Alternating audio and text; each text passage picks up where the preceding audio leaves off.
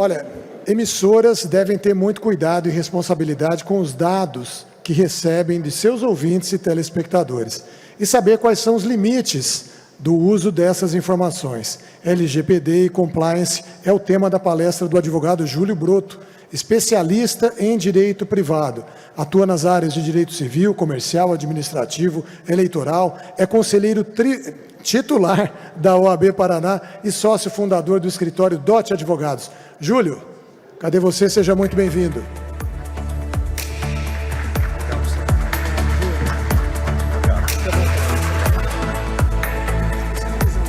Não vou usar só para um apoio.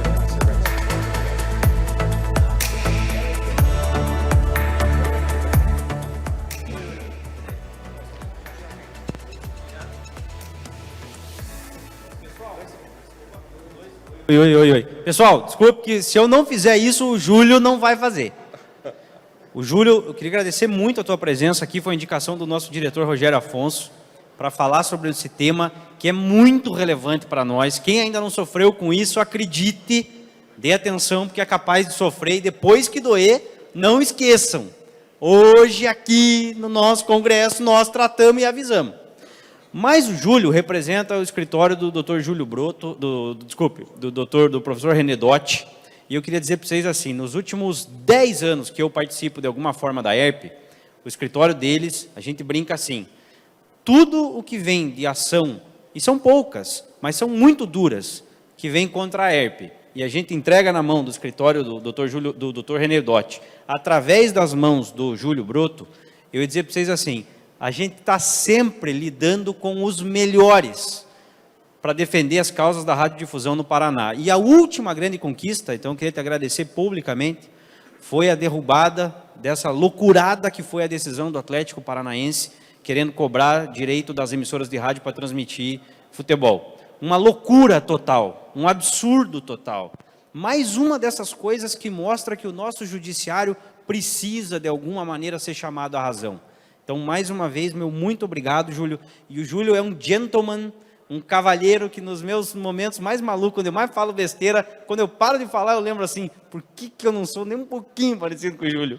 Porque é um cavalheiro de ponta a ponta. Então, seja bem-vindo, muito obrigado por ter topado o compromisso. Obrigado. Obrigado. Boa tarde a todos. Kaique, muito obrigado pelas imerecidas palavras. Algo me diz que isso vai custar nos honorários na sequência. Mas, pessoal, queria agradecer muitíssimo e muito sinceramente a oportunidade de estar aqui hoje. Eu estou impressionado, a minha primeira participação no Congresso, é um congresso dessa importância, dessa magnitude, com uma estrutura que eu não imaginava que fosse ter. Eu cumprimento na tua pessoa, Ticiane, Rogério, Marilyn, enfim, todos os envolvidos, né, nesse congresso, e realmente fiquei muito impressionado, é um privilégio estar aqui na tarde de hoje. O tema que me foi apresentado, me foi indicado pela diretoria, diz respeito a compliance, conformidade, e LGPD, Lei Geral de Proteção de Dados. Cada um desses temas mereceria tranquilamente uma tarde sozinha para cada um deles. Mas tenho 30 minutos, então vamos ver se damos conta aqui do desafio. Mas antes de abordar a questão, o esquema de apresentação que eu havia preparado, aconteceu uma situação hoje pela manhã, que eu falei, puxa, tem tudo a ver com o objeto do nosso bate-papo, e deixa eu compartilhar aqui com os amigos. Muitos, imagino, têm um Alexa em casa, aquele assistente virtual, né, eletrônico, ou outras marcas semelhantes que cumprem a mesma função. A gente comprou lá em casa, utiliza, coloca ali lista de supermercado, pede para tocar música. Eu caí na bobagem de instalar lâmpada inteligente, a minha circunferência abdominal não recomendaria que eu não levantasse para apagar a luz, mas acenda a luz, apaga a luz e funciona muito bem. Quem não tem, imagino, pelas cadeiras vazias aqui, deve estar no país vizinho, talvez já providenciando. Mas a minha filha também tem Alexa, e ela agora está seguindo o Papai Noel. Então ela acorda e pergunta, Alexa, onde é que está o Papai Noel? Já se aproximando aí do dia 25 de dezembro, e muito inventivamente, muito criativamente, a Alexa diz, está passando pelo México, está lá e tal. E hoje o serviço não funcionou. E eu recebi um comunicado aqui no aplicativo do celular com a seguinte informação. Achei muito interessante.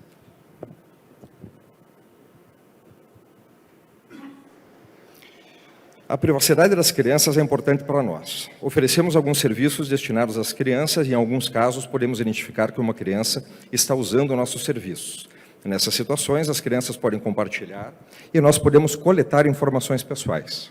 As informações pessoais da criança podem incluir, por exemplo, nome, data de nascimento, voz, fotos, vídeos, localização e determinadas informações identificadores de atividades e dispositivos. E continua num longo texto. Ao final, um quadrinho amarelo, clique se concorda para o fornecimento dos dados. Eu não concordei. Tenho muita preocupação. Em tempos de inteligência artificial, foi dito há pouco uma pergunta sobre o ChatGPT. Eu poderia estar virtualmente participando com o meu timbre de voz, com a minha imagem desse congresso. Talvez até a alternativa da inteligência artificial fosse melhor do que a presencial. Mas hoje isso tudo é muito fácil de manipulação. E eu acabei por não concordar. Mas esse exemplo que a Amazon deu tem tudo a ver com o segundo ponto da palestra de hoje. Vamos falar primeiro sobre compliance. Compliance é um termo, até perguntava para o Rogério Afonso, Rogério, você sabe o que é? Está familiarizado? Eu sei, e acho que muitos aqui já estejam familiarizados. Mas eu parti de uma ideia média do nosso público ouvinte e talvez repetindo algum ponto que já seja de conhecimento dos senhores e das senhoras. Compliance, o termo, eu não gosto muito de estrangeirismos, né? Conformidade seria o adequado em português, mas me parece que compliance é mais conhecido até do que a conformidade. Vem do inglês to comply, verbo que significa estar de acordo, estar em conformidade. Agir de acordo, normas, regras, posturas. E isso significa o seguinte: eu quero agir de acordo, eu quero que o meu negócio esteja de acordo com as normas, regras, posturas, inclusive de modo a proporcionar proteção para o meu negócio, e essa leva à segunda indagação para quem deseja implementar um programa de compliance no seu negócio. Pergunta 0, pergunta essencial: aonde eu estou hoje e aonde eu quero chegar? Então, em grupo, a direção, os colaboradores podem se sentar e se reunir e falar: o que a gente faz em termos de compliance? Eu sei o que é compliance, eu aplico isso na minha empresa, eu quero aplicar isso na minha empresa, e decidindo-se pela aplicação, tem que partir necessariamente da alta direção da empresa, do proprietário da rádio, da televisão, de um diretor com cargo decisório, porque sem o tone at the top, sem uma decisão que passe necessariamente pela direção da empresa e de forma verticalizada, seja aplicada para todos os colaboradores, o programa tem tudo para não funcionar. É mais ou menos a aplicação na prática da máxima que o gado engorda aos olhos do dono. Para o programa de compliance funcionar, ele necessariamente tem que partir do exemplo da direção. Como disse há pouco, fazer ou adotar compliance é simplesmente fazer o que é certo. Para se chegar a essa conclusão, para implementar um programa de compliance que possa funcionar, deve-se analisar os riscos conforme a natureza e o tamanho do negócio. Nós temos aqui hoje, conheci no almoço o João, que ele mesmo criou, ele é o técnico, ele é o radialista, ele é o disc jockey da sua rádio em Rondônia. Ele tem um negócio muito pequeno. Temos aqui o Eduardo Boschetti, diretor da RPC, com um negócio que dispensa referências acerca do seu tamanho. E a partir da avaliação do tamanho da minha empresa, do que eu pretendo implementar, eu posso começar a desenhar um projeto de compliance. Deve-se evitar a todo custo a ideia do one size fits all, ou seja, eu tenho um modelo de compliance, a pizzaria ali, minha vizinha, já tem um programa de compliance, eu vou emprestar o dela, afinal de contas eu não preciso contratar e nem pensar nisso. Evidentemente isso não vai funcionar. Compliance é um programa customizado. Ele tem que estar de acordo com a realidade do seu negócio, com o tamanho do seu negócio, e por isso que naturalmente o nível de exigência vai variar de acordo com o tamanho da rádio, por exemplo. Estabelecido ou tomada a decisão pela implementação de um programa de compliance, o próximo passo deve ser o estabelecimento de um código de ética. Não pensem os senhores e as senhoras que um código de ética tenha que ser uma lista telefônica de normas, princípios, condutas a serem seguidas. Eu posso ter, no caso do João, lá nosso amigo de Rondônia, posso ter um código de ética impresso ou manuscrito numa folha A4 e pendurado na porta da pequena rádio lá que ele possui na cidade do interior de Rondônia. Isso é um código de ética e retrata a intenção daquela empresa de fazer o que é certo, de começar, pelo menos nos primeiros passos, a adotar uma postura que possa ser benéfica a médio e longo prazo. E aqui eu abro um parênteses, porque eu falava esses dias com um engenheiro, amigo meu. O engenheiro realmente era aquele de sujar a bota na obra. E ele participa de um grande grupo empresarial, e ele me disse que ao longo do tempo, por muito tempo, ele via o pessoal, a equipe de compliance do grupo dele, como os chatos, os burocratas, aqueles que criavam dificuldades para o funcionamento da atividade dele.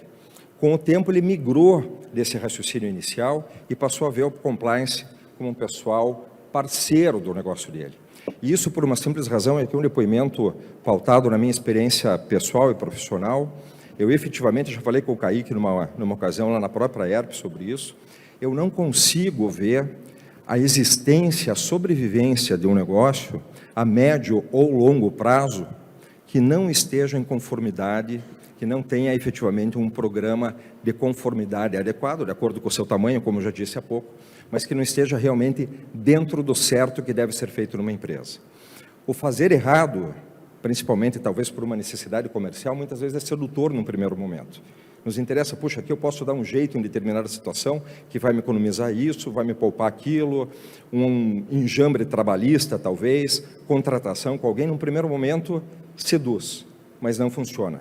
E o custo, e o Kaique disse há pouco, aqui fez o alerta quando gentilmente me apresentou, falou, olha, se não fizeram, façam, porque a médio ou longo prazo cobra-se um preço. Realmente o meu discurso não é alarmista, ele é pautado realmente no meu conhecimento da realidade das experiências profissionais que tenho do escritório.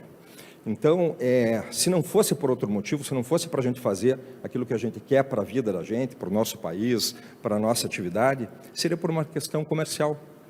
No final do dia, vale a pena em termos de dinheiro. Sai muito mais barato fazer o que é certo, podem acreditar que isso é uma realidade. Definido o código de ética, passarei no próximo ponto com algumas ideias sobre como se pode construir um código de ética. Deve-se então se estabelecer as políticas e procedimentos internos e as orientações das áreas para o desempenho dessas políticas. Como implementar esse programa de compliance? Como que eu posso fazer para que isso efetivamente seja colocado em funcionamento? Dou um exemplo que talvez seja pertinente aqui para as rádios. Política sobre presentes. Né? Muito se fala, ou já há algum tempo se fala sobre corrupção na área privada.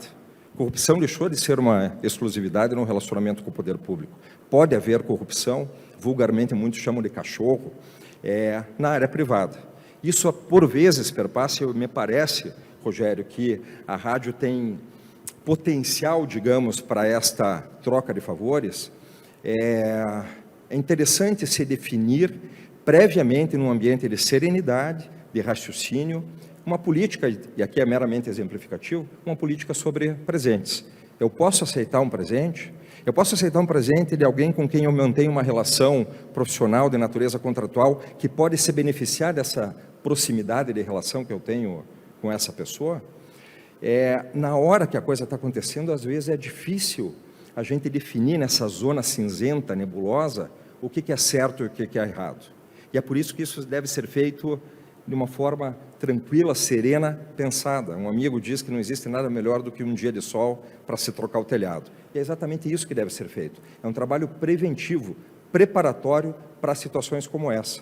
Especificamente no que concerne aqui a questão dos presentes, costumo orientar os clientes, e aqui vou fazer a leitura, de um dispositivo do Código de Conduta da Alta Administração Federal. Então, a União Federal possui uma política sobre recebimento de presentes. Diz o artigo 9º do Código de Conduta: é vedada à autoridade pública a aceitação de presentes, salvo de autoridades estrangeiras, nos casos protocolares em que houver reciprocidade. Parágrafo único. Não se consideram presentes para os fins deste artigo os brindes que não tenham valor comercial, isso é natural. E o inciso 2º, distribuídos por entidades de qualquer natureza, a título de cortesia, propaganda, divulgação habitual ou por ocasião de eventos especiais, datas comemorativas, não ultrapassarem o valor de R$100.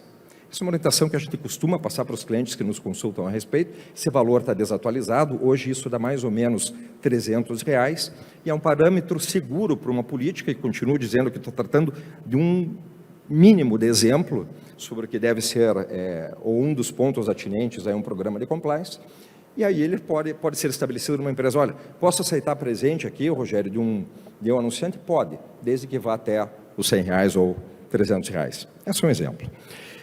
Cumprimento da legislação é o mínimo necessário, né? Seguir a legislação pertinente àquela minha área de atuação. As áreas de rádio e televisão possuem legislações específicas que as regulamentam, e o mínimo que se espera de um programa de compliance é o conhecimento dessas normas, principalmente aquelas que têm incidência mais permanente, mais corriqueira, e seguir, naturalmente, de forma bastante rígida, essa legislação. Canais de comunicação, certamente, Eduardo, a RPC deve ter, canal de denúncia, não gosto muito desse termo, traz um conteúdo pejorativo muito grande, alguns usam a expressão canal ético, que é justamente para empresas de médio e grande porte uma forma de que, se houver no âmbito da empresa o descumprimento do meu programa de conformidade, do meu programa de compliance, essa informação possa chegar ao conhecimento da diretoria, de modo que providências sejam adotadas. Isso revela já um grau maior de sofisticação, mas efetivamente funciona e demonstra, acima de tudo, o compromisso da empresa, se necessário for, em cortar a própria carne. Para fazer o certo, eu estou disposto a apurar no ambiente interno aqui as responsabilidades por um desvio, por um deslize que possa eventualmente ter sido cometido. Relacionamento com terceiros, especialmente a partir da lei anticorrupção, isso é importante, não sei se é de conhecimento de todos, eu posso vir a ser, a minha empresa, o meu negócio pode vir a ser contaminado por atitudes de terceiros com os quais eu me relacione, contratualmente, por exemplo. Então, vamos supor que uma rádio, Sandro, seja utilizada ou receba recursos que têm na sua origem uma lavagem de dinheiro.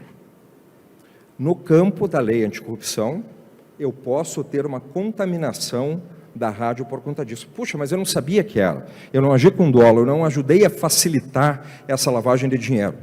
Ok, mas você procurou saber a origem desse dinheiro? Claro, isso vai depender caso a caso, depende do vulto do negócio, do contrato, mas você tomou o mínimo de cautela para saber quem era essa pessoa com a qual você está se relacionando, pessoa jurídica? Qual a origem do dinheiro para isso? No campo da lei anticorrupção, é possível sim que o seu negócio seja atingido por isso, o que revela, inclusive, essa cautela, que é uma expansão, digamos assim, num programa de compliance, que pode implicar numa due diligence no sentido de avançar até terceiras pessoas para além do âmbito aqui da minha empresa. E as mais variadas áreas, né? O compliance funciona nas mais variadas áreas. Eu tenho aqui, como mencionado há pouco, a lei anticorrupção, legislação trabalhista, em especial, tem muita incidência na legislação trabalhista e legislações em geral. O Código de Ética, que é um próximo passo, digamos assim, da adoção ou da determinação da implementação de um programa de compliance, ele pode ser elaborado de uma forma mais simples ou mais complexa, sempre a depender do tamanho do negócio. A quem se destina o Código de Ética? Aos colaboradores. Qual o nível dos colaboradores? Qual a atuação de cada colaborador dentro do meu negócio? É uma pergunta que vai ser feita lá na origem e que vai ajudar a orientar a elaboração do Código de Ética. A partir disso, qual a linguagem a ser empregada? Tenho pessoas mais humildes ou de menor escolaridade que talvez tenham dificuldade para compreender alguma terminologia. Eu não entendi da parte técnica hoje que foi apresentada, não entendi absolutamente nada, não é da minha área, naturalmente, mas é importante que chegue ao conhecimento efetivamente das pessoas a quem ele será implementado, senão, obviamente, não vai fazer sentido algum.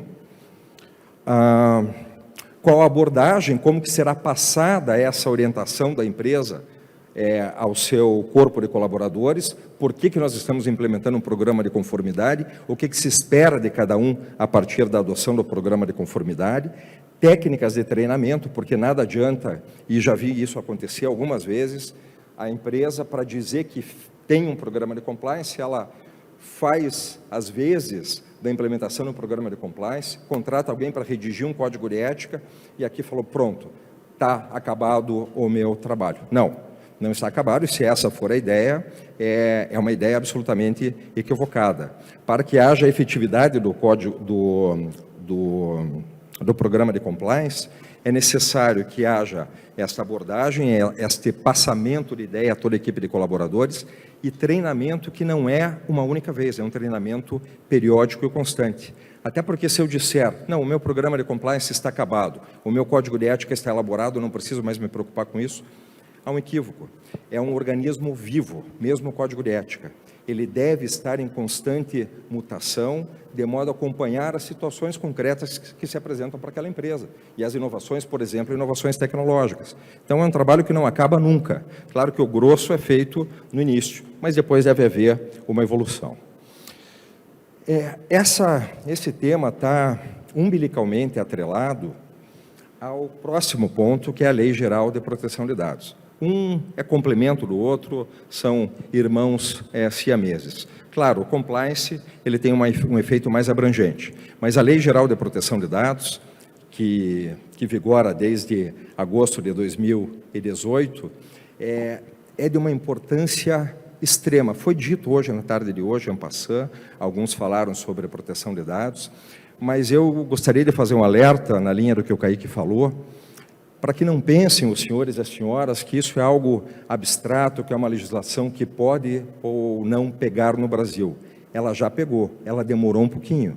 Ela é de 2018, começa a vigir em 2020, muitos dos seus dispositivos ainda dependem de regulamentação, portanto não são passíveis de serem aplicados, mas em julho deste ano, dia 6 de julho deste ano, houve a publicação no Diário Oficial da União da primeira penalidade aplicada com base na Lei Geral de Proteção de Dados. Puxa, foi para uma grande empresa? Para um grande negócio? Não, foi para uma microempresa. A situação foi bem interessante. O que aconteceu nesse caso aqui? A empresa é Telecol Infoservice, por infração aos artigos 7º e 41 da Lei Geral de Proteção de Dados e ao artigo 5º do Regulamento de Fiscalização da ANPD. Para cada uma dessas infrações, houve a penalização em 2% do seu faturamento bruto, conforme dispõe ali o artigo 52 da LGPD, culminando numa multa de R$ 14.400 a essa empresa. Isso já está em vigor, ainda se admite recurso. E o que aconteceu no caso concreto? A Telecol ofertou uma listagem de contatos de WhatsApp para fins de disseminação de material de campanha eleitoral na campanha do município de Ubatuba, São Paulo, em 2020. É uma microempresa. Poderia ser uma rádio de pequeno porte.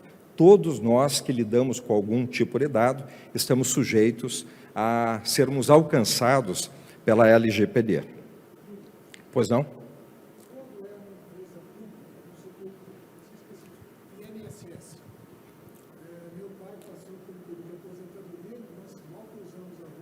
Acontece muito.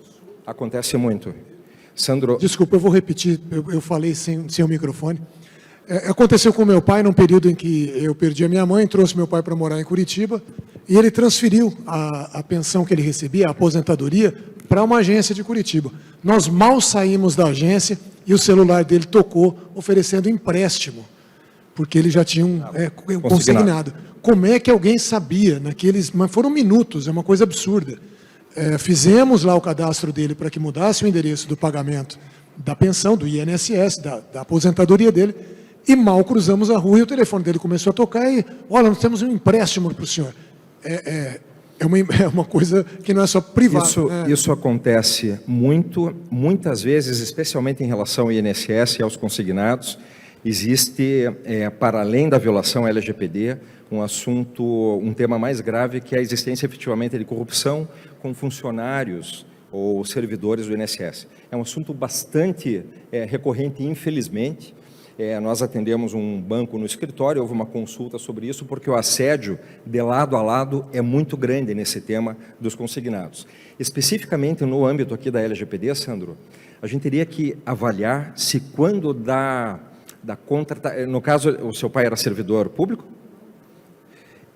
Aposentado.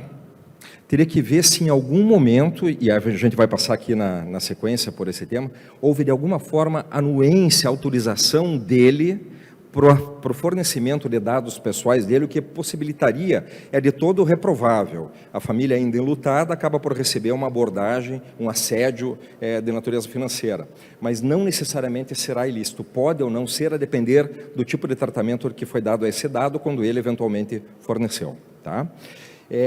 Só muito rapidamente para uma referência histórica, e que evidencia que a gente está talvez um pouquinho atrasado no tema, a Alemanha, primeiro país a implementar uma legislação que visava dar um tratamento, uma proteção aos dados dos seus cidadãos, ela já adotou isso, não de uma forma tão sofisticada quanto a nossa LGPD, mas na década de 70. Em 81, começa a haver na Europa incentivo aos países europeus para que cada país providenciasse uma legislação específica nesse sentido de proteção. Em 2018, e aqui é um ponto importante, o GDPR, o Regulamento Geral de Proteção de Dados da União Europeia, surge e é nele que a nossa LGPD vai beber. É dessa fonte que a LGPD vai beber. Há muita similitude entre a legislação europeia e a brasileira, e nesse mesmo ano surge também a nossa LGPD. No Brasil já havia, especificamente no que concerne a internet, o Marco Civil da Internet, que procurou trazer algum tipo de tratamento, de proteção no campo aí das informações, mas antes disso, talvez seja importante, a gente fala muito da Lei Geral de Proteção de Dados. O que são esses dados? São os dados pessoais, dados de pessoas físicas, é isso que a LGPD trata. Existem tipos diferentes de dados. Existem os dados sensíveis, que são aqueles que dizem respeito a os dados gerais, dados pessoais gerais. Vamos começar pelo básico. O que são os dados gerais pessoais? Aqueles que nós fornecemos quando fizemos o check-in aqui no Bourbon.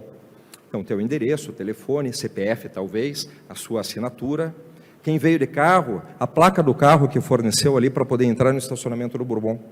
É um dado pessoal. Então, se a gente para pensar na quantidade de informações e de dados que nós rotineiramente fornecemos nos mais variados espaços e ambientes, é impressionante. Se parar para refletir quantas vezes você fornece seus dados. Esses são os dados pessoais de natureza geral que permitem a identificação de quem eu sou. Mas existem os dados de natureza sensível. Esses são aqueles que trazem ou dizem respeito à subjetividade de cada qual e que estão todos ali na lei, elencados, são hipóteses específicas, mas dizem respeito, por exemplo, à opção de gênero sexual, à filiação a partido político, filiação a sindicato, opção religiosa, algo que tem naturalmente uma sensibilidade maior e que pode trazer, a partir do conhecimento por terceiros desses dados, uma manipulação maior daqueles dados que interessam somente àquela pessoa. Existem ainda outros dois tipos de dados, aqueles anonimizados, não vou tratar disso hoje, e os dados de crianças e de adolescentes, crianças assim entendidas, bebês até 12 anos, e de 12 a 18 anos adolescentes, e esses dados são tratados mais especificamente pelo ECA, pelo Estatuto da Criança e do Adolescente. A própria Lei Geral de Proteção de Dados faz referência ao ECA nesse sentido. Se fosse para eu passar uma orientação geral a respeito de dados, de coleta de dados por parte dos seus negócios, seria a primeira aqui. A finalidade da coleta de dados. Somente aquilo que for estritamente necessário e pertinente à finalidade daquela coleta de dados. Nada mais do que isso. Quanto menos, melhor. Menos é mais nesse caso. Eu não preciso ter dados do Eduardo que não sejam necessários aqui à minha palestra. Puxa, eu sei que é um diretor da RPC, conheço o nome dele, Eduardo Boschetti, preciso de mais, preciso do CPF do Eduardo para essa palestra, não preciso, eu não vou pegar. Eu me protejo ao não colher essa informação especificamente aqui do Eduardo e caso a caso. E pertinente àquela finalidade. As rádios, e aqui sim, nos aproximando dos pontos de maior interesse, fazem muitas promoções. O Rogério, há pouco, a gente estava falando sobre isso. Nós, ouvintes, não temos porquê, o ouvinte é aleatório, O ouvinte, eu ligo o rádio no carro, com esse implemento de audiência aqui que foi mostrado, que nos deixou a todos muito felizes, mas eu não preciso fornecer dados, mas se eu resolvo participar de um sorteio de bola de futebol ali, Rogério, na Transamérica, eu vou ligar para a rádio e vou fornecer os meus dados para a rádio. né, meu nome completo, meu telefone, é muito comum a gente ver a final 6102, né, do telefonema e tal, protegendo um pouco as informações que foram passadas, mas o mínimo necessário para que aquela promoção possa ter um prosseguimento. O ciclo da vida dos dados, isso também está na LGPD, e aqui vou correr, que a Juliana já começa a nos olhar torto. Ele passa primeiro pela coleta ou pelo fornecimento, pode ser um ato voluntário do fornecimento de dados ou um ato organizado da empresa para a obtenção desses dados, como que isso deve ser feito. A retenção, como que é feita a retenção dos dados? Aonde que eu vou guardar a informação que eu recebi? Vai ser um arquivo físico, vai ser um arquivo digital, é uma fichinha de inscrição, como a que a gente talvez tenha que ter preenchido aqui, eu assino alguma coisa, esse papel vai ficar aonde? Isso é uma importância que muitas vezes as pessoas, eu vou até pular, já tinha feito esse exemplo no slide seguinte, mas para citar um exemplo do nosso escritório que pode parecer arcaico, Eduardo, mas nós temos a santa da Cláudia lá, que é a nossa sócia, é sócia, mas ela cuida de, no final de todos os dias, antes de sair do escritório, ela tem um HD externo, que ela conecta no nosso servidor, e ela faz uma cópia de toda a nossa base de dados, de processos e de clientes, para que fisicamente isso seja retirado do escritório e armazenado num outro local. A finalidade inicial desse nosso procedimento não dizia respeito com a LGPD, nem existia quando a gente começou a adotar isso. Era para evitar sequestro, hackeamento e para que não perdêssemos informações relevantes. Mas é um exemplo de um tratamento que pode ser dado fisicamente até aos dados que são obtidos. Processamento dos dados, como que isso vai ser processado dentro da empresa. O Rogério tem uma encarregada ali na Transamérica que faz as fichinhas de inscrição, de informação, para quem que ela vai passar? Qual é o segmento, o caminho que esses dados vão percorrer dentro da empresa? Compartilhamento, Sandro, vou compartilhar esses dados com alguém? Eu posso, com o INSS, posso compartilhar com clientes que provavelmente recebam pedidos de clientes, puxa, me passa aí o teu mailing, eu queria saber os mailings cadastrados aí na Transamérica, porque eu vou mandar aqui um pessoal que vende material esportivo, por exemplo. Queria ter acesso? Não pode. Ou até pode, desde que ao fornecer os dados, a pessoa saiba que será para isso, que poderá ter essa finalidade, essa destinação, o compartilhamento. E a eliminação. Isso muito poucos se dão conta. Após a utilização, determinada promoção, acabou a necessidade da utilização daqueles dados, o que eu vou fazer com esses dados? Vou destruí-los, vou eliminá-los. Não tem por que eu guardar. Se eu guardar, para além daquilo para o que eu contratei ou pedi autorização, eu posso ser responsabilizado por isso. O tratamento de dados, Juliano, eu sei que acabou, mas o Kaique pegou praticamente metade do meu tempo aqui na apresentação. O tratamento de dados no território nacional, e na verdade esse slide deveria ter antecedido o anterior, ele tem por finalidade a oferta e o fornecimento de bens ou serviços. Ele está muito atrelado a uma relação consumerista. É para isso que normalmente se obtém dados que são aqueles de interesse da LGPD. Tanto é que não se aplica a LGPD para fins particulares não econômicos, jornalísticos, artísticos e acadêmicos, de acordo com o artigo 4º. Só aqueles que digam respeito ao fornecimento de bens ou serviços. Aqui chegando na questão das emissoras e já me encaminhando para o final. Exemplos de dados com os quais imagino as senhoras e os senhores se deparem assim rotineiramente. Funcionários e candidatos, fornecimento de currículos. Quantos currículos vocês recebem? O que vocês... Currículos são dados, essencialmente dados. Nome completo, muitas vezes filiação, algum dado de identificador pessoal, endereço, muitas vezes, estado civil. O que é feito com esses currículos? E como são mantidos os dados dos funcionários de cada negócio? Onde que são mantidos esses dados? Qual a proteção que é dado para a tua equipe lá, Kaique, da rádio? Eu faço referência aqui a esse caso Oreo, como ficou conhecido. Olha aquela bolachinha recheada de chocolate. Houve o vazamento à Mondelez, que é a empresa que produz os Oreos no Reino Unido. Houve um vazamento por terceiro, não é a própria empresa, aqui um parênteses também. Essa manutenção, esse gerenciamento de dados não precisa ser feito dentro da empresa. tem sido cada vez mais frequente a contratação de empresas terceirizadas que fazem só isso. Cuidam dos dados para vocês, por contrato, com toda a proteção necessária, gerenciam esses dados. No caso da Mondelez, foi exatamente o que aconteceu. 50 mil funcionários da Mondelez tiveram seus dados vazados pelo terceiro que era responsável.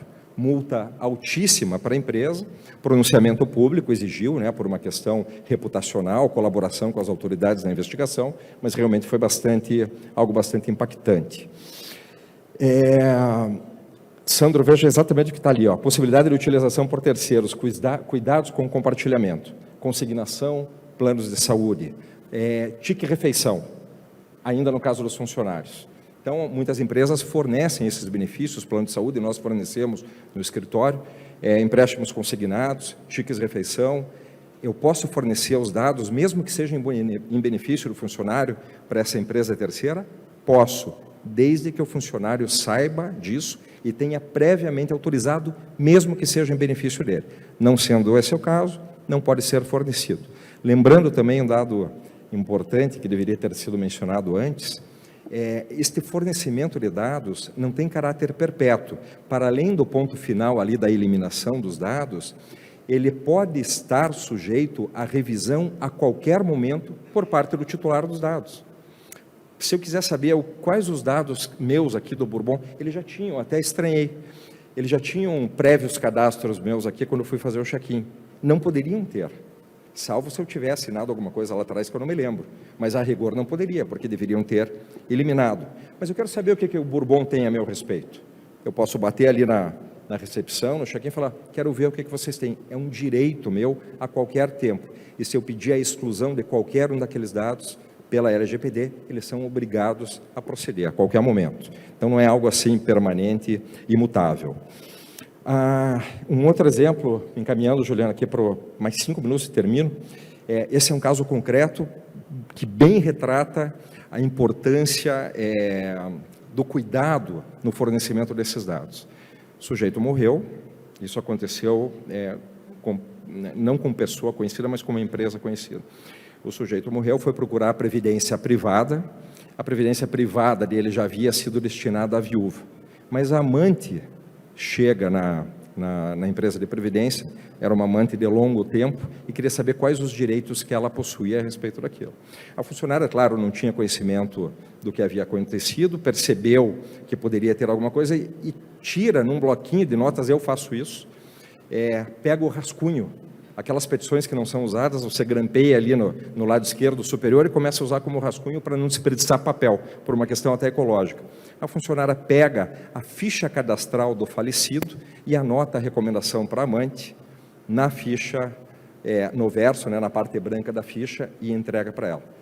Caso concreto, parece incrível, nem é tão assim, porque foi muito próximo da morte e os atendimentos foram muito próximos, e a fichinha dele estava ali, meio que na boca. Isso aconteceu concretamente, e vocês imaginem o problema que isso acabou por gerar.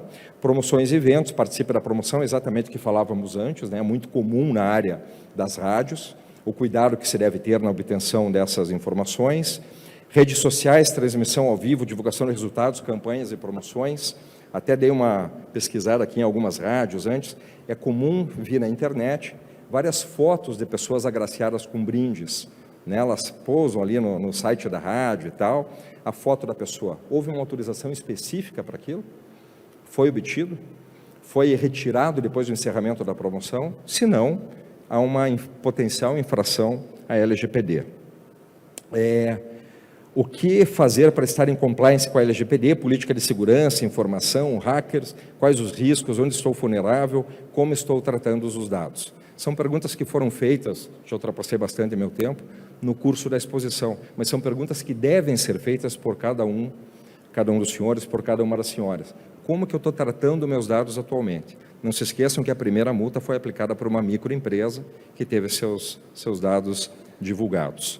E, ao finalizar, e novamente agradecendo, eu queria deixar meus votos para todos, e faço nas palavras de um repentista brasileiro, nordestino, um poeta brasileiro, de quem eu sou fã, o Braulio Bessa, e ele diz o seguinte: Que você entenda nesse Natal, entenda o real sentido da data em que veio ao mundo um homem bom, destemido, e que o dono da festa não possa ser esquecido. Que você, nesse momento, faça uma reflexão, independentemente de crença, de fé, de religião. Pratique o bem sem parar, pois não adianta orar se não existe ação. Que você possa ser bom começando de janeiro e que esse sentimento seja firme e verdadeiro, que você viva o Natal todo ano, o ano inteiro. São meus votos a todos e agradecendo mais uma vez pela paciência por terem me ouvido.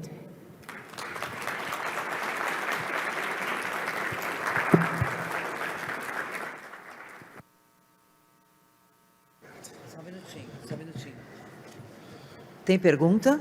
Por favor. Alguém quer perguntar? Ah lá, por favor. Tem uma pessoa lá que quer perguntar. Volte aqui, por gentileza, Júlio. Boa tarde, doutor Júlio. Boa tarde. Parabéns aí pela explanação. Muito obrigado. O CPF, ele é um dado pessoal que deve ser mantido em sigilo ou não? O CPF não, ele é de fácil consulta, né? Nós podemos, registros públicos fornecem o CPF sem maiores cuidados. Mas para o assunto que a gente está tratando, se o senhor for fornecer o seu CPF, novamente aqui para usar o Bourbon como exemplo, passa a ser de cuidado do Bourbon. O Bourbon passa a ter necessidade de cuidar do seu CPF. Ele tem que explicar para o senhor por que ele pediu. Não, preciso para fazer o seu check-in. Ok. E depois que eu sair do hotel, que eu fizer o check-out, o que vai ser feito com isso? Entende? Para pegar o seu exemplo aqui do CPF. Mas no caso especificamente do CPF, ele é um dado público. Okay, consta da base de dados da Receita Federal, de fácil acesso.